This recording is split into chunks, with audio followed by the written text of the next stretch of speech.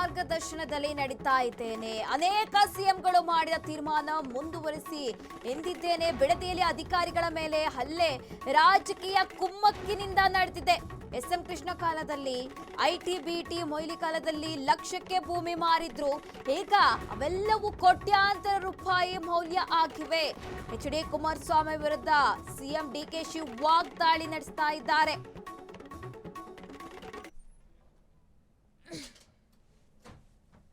ರಾಜ್ಯದ ಜನರು ಹಾಕಿಕೊಟ್ಟಂತಹ ಮಾರ್ಗದರ್ಶನದಲ್ಲಿ ನಡೀತಾ ಇದ್ದೇನೆ. ಅನೇಕ ಸಿಎಂಗಳು ಮಾಡಿದ ತೀರ್ಮಾನ ಮುಂದುವರಿಸಿ ಅಂತ ಹೇಳಿದ್ದೇನೆ. ಬಿಡದಿಯಲ್ಲಿ ಅಧಿಕಾರಿಗಳ ಮೇಲೆ ಹಲ್ಲೆ ಆಗಿರುವಂತಹದ್ದು ರಾಜಕೀಯ ಕುಮ್ಮಕ್ಕಿನಿಂದ ನಡೀತಾ ಇದೆ. ಎಸ್ಎಂ ಕೃಷ್ಣ ಕಾಲದಲ್ಲಿ, ಐಟಿ ಬಿಟಿ ಮೊಯ್ಲಿ ಕಾಲದಲ್ಲಿ ಲಕ್ಷಕ್ಕೆ ಭೂಮಿ ಮಾರಿದ್ರು. ಈಗ ಅವೆಲ್ಲವೂ ಕೋಟ್ಯಾಂತರ ರೂಪಾಯಿ ಮೌಲ್ಯ ಆಗಿದೆ ಅಂತ ಎಚ್.ಡಿ. ಕುಮಾರಸ್ವಾಮಿ ವಿರುದ್ಧ ವಾಗ್ದಾಳಿ ನಡೆಸಿದ್ದಾರೆ. ಬಿಜೆಪಿ ನಾಯಕರ ವಿರುದ್ಧವೂ ಡಿಕೆಶಿ ವಾಗ್ದಾಳಿ ನಡೆಸಿದ್ದಾರೆ. ಬಿಡದಿ ಟೌನ್ಶಿಪ್ ಯೋಜನೆ ಮಾಡಿದ್ದು ಎಚ್.ಡಿ. ಕುಮಾರಸ್ವಾಮಿ, ಗೌರವಾನ್ವಿತ ಅಣ್ಣವರಾದ ಕುಮಾರಸ್ವಾಮಿ ಈ ಯೋಜನೆ ಮಾಡಿದ್ದು ಅಂತ ವಾಗ್ದಾಳಿ ನಡೆಸ್ತಾ ಇದ್ದಾರೆ. 2010ರಲ್ಲಿ BSY 2ನೇ ಬಾರಿ ಗ್ಲೋಬಲ್ ಟೆಂಡರ್ ಕಳೆದಿದ್ರು.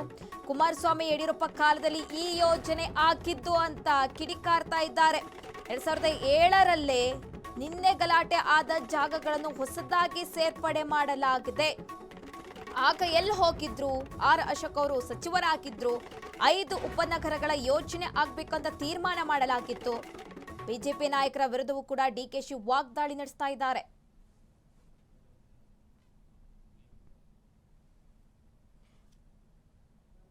ಈ ಬಗ್ಗೆ ಹೆಚ್ಚಿನ ಡೀಟೇಲ್ಸ್ ಕೊಡ್ತಾರೆ ನಮ್ಮ ಪ್ರತಿನಿಧಿ ಮಾರುತಿ. ಲೈವ್ ನಲ್ಲಿ ಜಾಯಿನ್ ಆಗಿದ್ದಾರೆ. ಮಾರುತಿ, ಬಿಡದಿ ಟೌನ್ಶಿಪ್ ಯೋಜನೆ ಬಗ್ಗೆ ಒಂದಿಷ್ಟು ಗೊಂದಲಗಳಿತ್ತು, ಅದಕ್ಕೂ ಕೂಡ ಸಿಎಂ ಅವರು ಸ್ಪಷ್ಟನೆ ಕೊಟ್ಟಿದ್ದಾರೆ.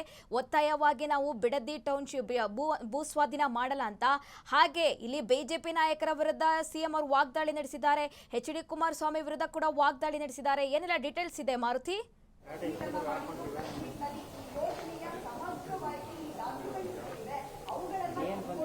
ಸುರಭಿ, ಹೌದು. ಯಾಕೆಂದರೆ ಬಿಡದಿ ಟೌನ್ಶಿಪ್ಪು ನನ್ನ ಕೃಪಾ ಕಟಾಕ್ಷ ಅಲ್ಲ, ನಾನು ಯಾವುದೇ ಕೂಡ ಕನಸಿನ ಯೋಜನೆ ಅಲ್ಲ ಕೂಡ ನಂದಲ್ಲ.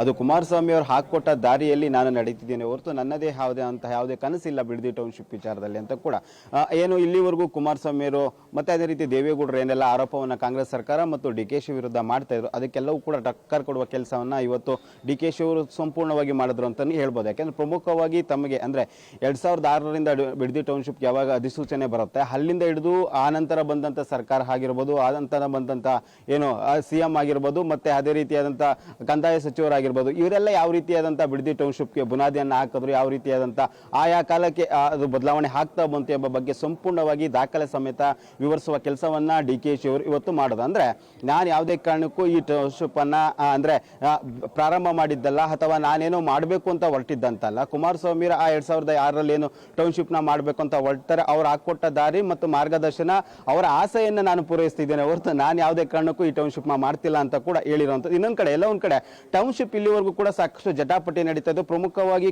ಡಿಕೆಶಿ ಆಗಿರ್ಬೋದು ಮತ್ತು ಸರ್ಕಾರ ವಿರುದ್ಧ ಆರೋಪ ಕೇಳಬರ್ತಿತ್ತು. ಬಲವಂತವಾಗಿ ಜಮೀನನ್ನು ಪಡೆಯುವ ಕೆಲಸ ಸರ್ಕಾರದಿಂದ ಆಗ್ತಿದೆ. ಅಲ್ಲಿ ಒಂದಷ್ಟು ಜನ ರೈತರು ಕೂಡ ಜಮೀನು ಕೊಡುವ ಆಲೋಚನೆ ಇಲ್ಲ, ಆದ್ರೂ ಕೂಡ ಸರ್ಕಾರ ಬಲವಂತವಾಗಿ ಪಡೀತಿದೆ ಅಂತ ಸಾಕಷ್ಟು ಆರೋಪವನ್ನ ಸರ್ಕಾರದ ವಿರುದ್ಧ ಮಾಡ್ತಾ ಇದ್ರು. ಆದ್ರೆ ಡಿಕೆಶಿ ಅವರು ಹೊತ್ತು ಅದಕ್ಕೂ ಕೂಡ ಒಂದು ಸ್ಪಷ್ಟವಾದಂತಹ ಉತ್ತರ ಕೊಡುವ ಪ್ರಯತ್ನ ಮಾಡಿದ್ರು. ಅಂದ್ರೆ ಯಾರು ಇಲ್ಲಿವರೆಗೂ ಕೂಡ ಟೌನ್ಶಿಪ್ಗೆ ಜಮೀನನ್ನ ಕೊಡೋಕೆ ಮುಂದಾಗ್ತಾರೆ ಅವರ ಟೌನ್ಶಿಪ್ ಅಂದ್ರೆ ಅವರ ಜಮೀನನ್ನ ಮಾತ್ರ ಸರ್ಕಾರ ಪಡೆಯುತ್ತೆ ಹೊರತು ನಾವು ಬಲವಂತವಾಗಿ ಜಮೀನು ಪಡೆಯುವ ಕೆಲಸವನ್ನ ಸರ್ಕಾರ ಆಗಿರ್ಬೋದು ಅಥವಾ ನಾನಾಗಿರ್ಬೋದು ಯಾವುದೇ ಕಾರಣಕ್ಕೂ ಮಾಡಲ್ಲ.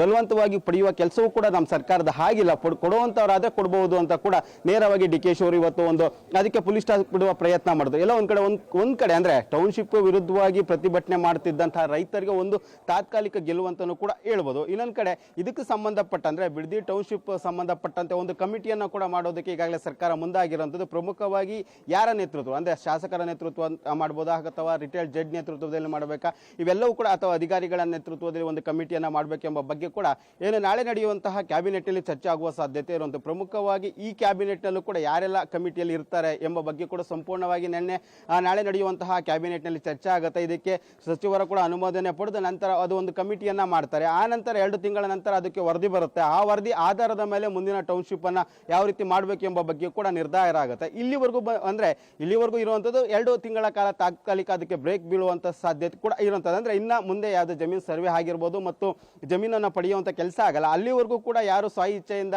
ನಾವು ಟೌನ್ಶಿಪ್ಗೆ ಜಮೀನನ್ನು ಕೊಡ್ತೀವಿ ಅಂತ ಬರ್ತಾರೆ, ಹಲವರಿಗೆ ಅಂಥ ಜಮೀನನ್ನು ಪಡೆಯುವಂಥ ಕೆಲಸ ಮಾಡ್ತೀವಿ. ಇಲ್ಲಿ ಕೇವಲ ಅಂದರೆ ಒಂದಷ್ಟು ವ್ಯಕ್ತಿಗಳು ಮತ್ತು ರಾಜಕೀಯ ನಾಯಕರು ತಮ್ಮ ಸೌಲಭ್ಯಕ್ಕೆ ಟೌನ್ಶಿಪ್ ಅನ್ನು ಬಳಸ್ಕೊಳ್ತಿದ್ದಾರೆ. ಇದಕ್ಕೆ ಯಾರು ಕೂಡ ಕಿವಿ ಕೊಡಬಾರ್ದು. ತಮ್ಗೆ ಇಚ್ಛೆ ಇದ್ರೆ ಬಂದ್ರೆ ಮಾತ್ರ ಜಮೀನನ್ನು ಕೊಡಿ. ತಮ್ಮ ಕೆಲಸಗಳನ್ನ ಅಂದ್ರೆ ಯಾರೆಲ್ಲ ಪ್ರತಿಭಟನೆಯನ್ನ ಮಾಡ್ತಿದ್ದಾರೆ ಅವರು ಕೂಡ ತಮ್ಮ ಕೆಲಸಗಳನ್ನ ಮುಂದುವರಿಸಿ ನಾವು ಯಾರ ಜಮೀನನ್ನು ಕೂಡ ಪಡೆಯಲ್ಲ ಅಂತ ಕೂಡ ನೇರವಾಗಿ ಇವತ್ತು DKಶಿ ಅವರು ಹೇಳಿರುವಂಥದ್ದು. ಸುರಭಿ. ಎಸ್ ಮಾರುತಿ, ಇದಿಷ್ಟು ಬಿಡದಿ ಟೌನ್ಶಿಪ್ ಯೋಜನೆ ಬಗ್ಗೆ. ಆದ್ರೆ ಕುಮಾರಸ್ವಾಮಿ ವಿರುದ್ಧ ವಾಗ್ದಾಳಿ ನಡೆಸಿದ್ದಾರೆ, ಬಿಜೆಪಿ ನಾಯಕರ ವಿರುದ್ಧ ವಾಗ್ದಾಳಿ ನಡೆಸಿದ್ದಾರೆ, ಹಾಗೆ ದೇವೇಗೌಡರ ವಿರುದ್ಧ ಕೂಡ ಇಲ್ಲಿ DKಶಿ ಅವರು ಕಿಡಿಕಾರಿದ್ದಾರೆ. ಇದ್ರ ಬಗ್ಗೆ ಡೀಟೇಲ್ಸ್ ಕೊಡೋದಾದ್ರೆ ಮಾರುತಿ.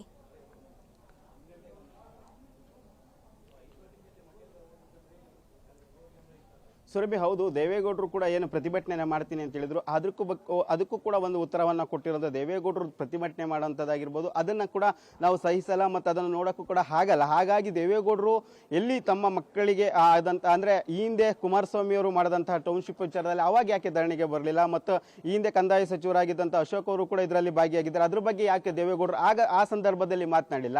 ಈಗ ಕುಮಾರಸ್ವಾಮಿ ಅಂದರೆ DCM ಆಗಿದ್ದಂತಹ DKಶಿ ಅವರು ಈಗ CM ಆಗಿದ್ದೀನಿ ಅಂತ ನನ್ನ ಸಹಿಸಿಕೊಳ್ಳಲಾಗದೆ ಈ ರೀತಿಯಾದಂತಹ ಏನು ಪ್ರಚಾರವನ್ನ ಮಾಡ್ತಿದ್ದಾರೆ. ನಾನು ಯಾವುದೇ ಕಾರಣಕ್ಕೂ ಟೌನ್ಶಿಪ್ನ ನನ್ನ ಪ್ರತಿಷ್ಠೆಯಾಗಿ ಆಗಿರ್ಬೋದು ಮತ್ತು ನನ್ನ ಸೌಲಭ್ಯಕ್ಕೆ ಯಾವುದಕ್ಕಿರ ಮಾಡ್ತಾ ಇಲ್ಲ. ಈ ಹಿಂದೆ JDS ಮತ್ತು BJP ಮೈತ್ರಿ ಆದಾಗ ಏನೆಲ್ಲ ಮಾಡಿತ್ತು ಅದನ್ನ ನಾನು ಮುಂದುವರಿಸ್ತಿದ್ದೇನೆ ಹೊರತು ಅವರು ಹಾಕೊಟ್ಟ ದಾರಿಯಲ್ಲಿ ನಾನು ನಡೀತಿದ್ದೀನಿ. ಅದನ್ನ ಬಿಟ್ಟು ನನ್ನ ಸ್ವಂತಕ್ಕೆ ಯಾವುದು ಕೂಡ ಮಾಡ್ತಾ ಇಲ್ಲ ಅಂತ ಕೂಡ ಅವರ ವಿರುದ್ಧ ಕಿಡಿಕಾರುವ ಕೆಲಸವನ್ನ ಕೂಡ ಮಾಡಿದ್ರು. ಇನ್ನೊಂದ್ ಕಡೆ ಎಲ್ಲೋ ಒಂದ್ ಕಡೆ ನನ್ನ ಬಾಯಿ ಬಿಡಿಸುವ ಕೆಲಸ ಮಾಡಬೇಡಿ, ಯಾಕೆಂದ್ರೆ ತಾವು ಯಾವ ರೀತಿ ಜಮೀನನ್ನ ಪಡೆದ್ರಿ, ತಮ್ಮ ಜಮೀನು ಯಾವ ರೀತಿ ಎಲ್ಲ ಬಂದು ಕೂಡ ಅದ್ರ ಬಗ್ಗೆ ಕೂಡ ನಾನು ದಾಖಲೆಗಳನ್ನ ಬಿಡುಗಡೆ ಮಾಡ್ತೀನಿ. ಮತ್ತೆ ನನ್ನ ಜೈಲು ಕಳಿಸುವ ಪ್ರಯತ್ನ ಕೂಡ ಈಗಾಗಲೇ DKಶಿ ಅವರು ಏನೋ ಒಂದು ಹೇಳಿಕೆಯನ್ನು ಕೊಟ್ಟಿದ್ರು, ಅದಿಟ್ಕೊಂಡು ಕೂಡ ಮಾತನಾಡಿರುವಂಥದ್ದು. ನನ್ನ ಜೈಲಿಗೆ ಕಳಿಸುವ ಪ್ರಯತ್ನ ಕೂಡ ಆಗ್ತಿದೆ. ಅದೇ ರೀತಿ ಹಿಂದೆ ಜೈಲಿಗೆಲ್ಲ ಯಾವ ರೀತಿ ನನ್ನ ಕಳಿಸಿದ್ರು, ನಾನು ಅದೆಲ್ಲವಕ್ಕೂ ಕೂಡ ನಾನು ಸಿದ್ಧನಿದ್ದೇನೆ. ಒಟ್ಟಿನಲ್ಲಿ ನಾನು ಜನರ ಹಿತರಕ್ಷಣೆಗಾಗಿ ಮತ್ತು ಜನರ ಆದೇಶದಂತೆ ನಾನು ಕೆಲಸ ಮಾಡ್ತಿದ್ದೀನಿ ಹೊರತು ಯಾವುದೇ ಸೌಲಭ್ಯಕ್ಕೂ ಮತ್ತೊಂದು ವಿಚಾರಕ್ಕೂ ನಾನು ಕೆಲಸವನ್ನ ಮಾಡ್ತಿಲ್ಲ. ಒಂದು ವೇಳೆ ಜೈಲಿಗೆ ಕಳಿಸೋದಾದ್ರೆ ಕೂಡ ಅದಕ್ಕೂ ನಾನು ಸಿದ್ಧನಿದ್ದೇನೆ. ಮುಂದಿನ ದಿನಗಳಲ್ಲಿ ಅದಕ್ಕೂ ಕೂಡ ಎಲ್ಲವೂ ಕೂಡ ಉತ್ತರವನ್ನ ಕೊಡ್ತೀನಿ ಅಂತ ನೇರವಾಗಿ HDK ಅವರು ಹೇಳಿದಂತ ಹೇಳಿಕೆ ಆಗಿರ್ಬೋದು, ದೇವೇಗೌಡರು ಮಾಡ್ತೀನಿ ಅಂತ ಪ್ರತಿಭಟನೆಗೆ ನೇರವಾಗಿ ಟಕ್ಕರ್ ಕೊಡುವ ಕೆಲಸವನ್ನ ಕೂಡ ಮಾಡಿರುವಂತದ್ದು. ಸುರಭಿ. ಮಾರುತಿ, ಇನ್ನೊಂದು ಏನಂದ್ರೆ ಇಲ್ಲಿ DKಶಿ ಅವರು ಒಂದು ಆರೋಪ ಕೂಡ ಮಾಡಿದ್ದಾರೆ. ಏನಂದ್ರೆ ನಿನ್ನೆ ಹಲ್ಲೆ ನಡೀತಲ್ಲ ಮಂಡಲಹಳ್ಳಿಯಲ್ಲಿ, ಅಧಿಕಾರಿಗಳ ಮೇಲೆ ಹಲ್ಲೆ ನಡೆದಂತಹ ವಿಚಾರಕ್ಕೆ ಸಂಬಂಧಪಟ್ಟಂತೆ ಇದು ರಾಜಕೀಯ ಕುಮ್ಮಕ್ಕಿನಿಂದ ನಡೆದಿದೆ ಅಂತ ಗಂಭೀರ ಆರೋಪ ಕೂಡ ಮಾಡಿದ್ದಾರೆ. ಇದ್ರ ಬಗ್ಗೆ ಡೀಟೇಲ್ಸ್ ಕೊಡೋದಾದ್ರೆ ಮಾರುತಿ.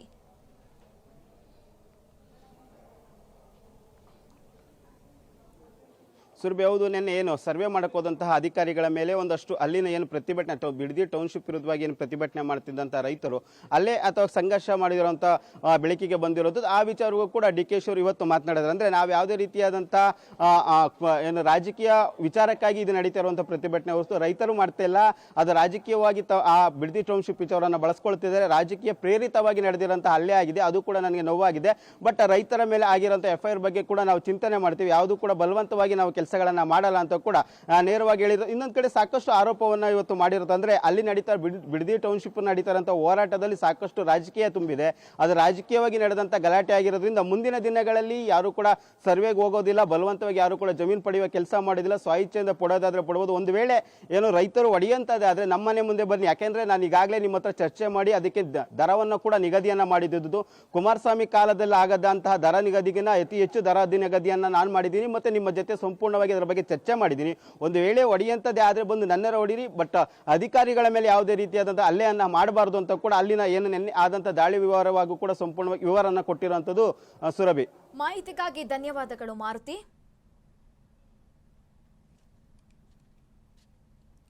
ಸಂಜೆಯೊಳಗೆ ದೆಹಲಿಗೆ ತೆರಳಲಿದ್ದಾರೆ CM DKಶಿ. ಮಾಜಿ CM ಕೂಡ ಹಿಂದೆ ಸಿದ್ದರಾಮಯ್ಯ ದೆಹಲಿಗೆ ಹೋಗಲಿದ್ದಾರೆ ಅಂತ ಹೇಳಲಾಗ್ತಾ ಇದೆ. ಸಂಜೆ ಒಳಗೆ ದೆಹಲಿಗೆ ತೆರಳಲಿದ್ದಾರೆ CM DKಶಿ. ಮಾಜಿ CM ಕೂಡ ಹಿಂದೆ ಹೋಗ್ತಾರ ದೆಹಲಿಗೆ. ನಾಳೆ ಹೈಕಮಾಂಡ್ ಮಟ್ಟದಲ್ಲಿ ಮಹತ್ವದ ಮೀಟಿಂಗ್ ನಡೆಯಲಿದೆ. ವರಿಷ್ಠರನ್ನು ಭೇಟಿಯಾಗಲಿದ್ದಾರೆ DKಶಿ. ಸಿದ್ದರಾಮಯ್ಯ, ರಾಹುಲ್ ಖರ್ಗೆ, ವೇಣುಗೋಪಾಲ್ ಜೊತೆ ಮೀಟಿಂಗ್ ನಡೆಸಲಿದ್ದಾರೆ. ನಾಳೆಗೆ ಕ್ಯಾಬಿನೆಟ್ ವಿಸ್ತರಣೆಗೆ ದಿನಾಂಕ ಫಿಕ್ಸ್ ಆಗುತ್ತಾ ಅಂತ ಪ್ರಶ್ನೆ ಹುಟ್ಕೊಳ್ತಾ ಇದೆ. ನಾಳಿನ ಸಭೆ ಬಳಿಕ ಅಂತಿಮ ನಿರ್ಧಾರ ಸಾಧ್ಯತೆ ಇದೆ. ಸಚಿವ ಸ್ಥಾನದ ಆಕಾಂಕ್ಷಿಗಳ ಚಿತ್ತ ದೆಹಲಿ ಸಭೆಯತ್ತ